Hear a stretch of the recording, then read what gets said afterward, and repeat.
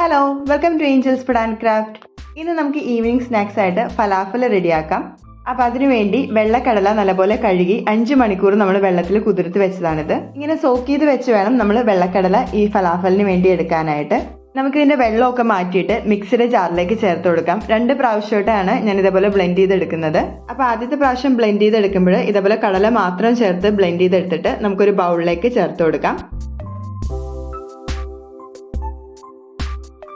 രണ്ടാമത്തെ പ്രാവശ്യം ചേർത്ത് നമ്മൾ ബ്ലെൻഡ് ചെയ്തെടുക്കുമ്പോൾ അതിൽ കുറച്ച് ഇൻഗ്രീഡിയൻസ് കൂടി നമ്മൾ ചേർത്ത് കൊടുക്കുന്നുണ്ട്. അപ്പോൾ വീണ്ടും നമുക്ക് കടല ഇതേപോലെ ഒന്ന് ചേർത്ത് കൊടുക്കാം.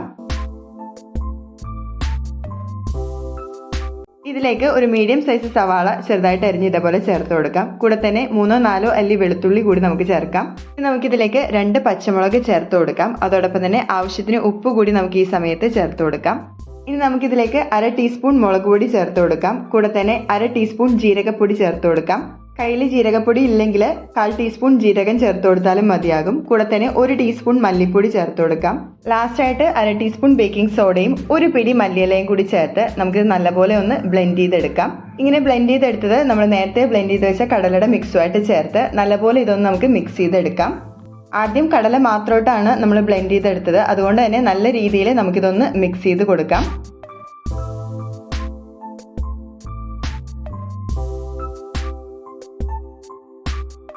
ഇപ്പോൾ നമ്മുടെ ഫലാഫലിൻ്റെ മിക്സ് ഇവിടെ റെഡി ആയിട്ടുണ്ട്. ഇനി നമുക്ക് ഒരു സ്പൂൺ കൊണ്ട് ഇതേപോലെ കുറേശ്ശെ എടുത്തിട്ട് ചെറിയ ചെറിയ ബോൾസ് ആയിട്ട് നമുക്കിതൊന്ന് ഉരുട്ടിയെടുക്കാം.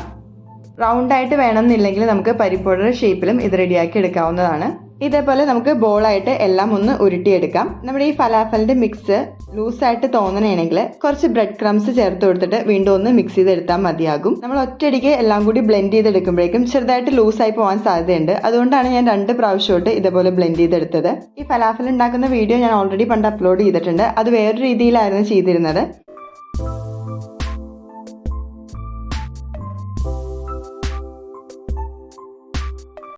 ഇപ്പോൾ നമ്മൾ കുറച്ച് ഇതേപോലെ ഒന്ന് പിടിച്ചെടുത്തിട്ടുണ്ട്. ഇനി നമുക്കിത് എണ്ണയിലിട്ടൊന്ന് ഫ്രൈ ചെയ്തെടുക്കാം. ഫ്ലെയിമിലേക്ക് പാൻ വെച്ച് എണ്ണ ചേർത്ത് കൊടുത്ത് ചൂടായി വരുമ്പോഴേക്കും നമുക്കിതിലേക്ക് ഫലാഫൽ ബോൾസ് ചേർത്ത് കൊടുക്കാം. ലോ ടു മീഡിയം ഫ്ലെയിമിൽ വെച്ച് നമുക്ക് 2 വശവും നല്ലപോലെ ഇതൊന്ന് ഫ്രൈ ചെയ്തെടുക്കാം.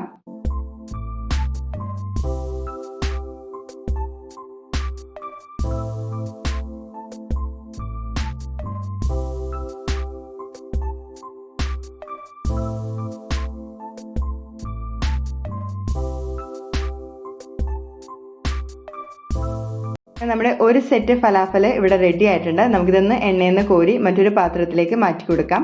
നമുക്ക് അടുത്ത സെറ്റും ഇതേപോലെ ഇട്ടൊന്ന് ഫ്രൈ ചെയ്തെടുക്കാം.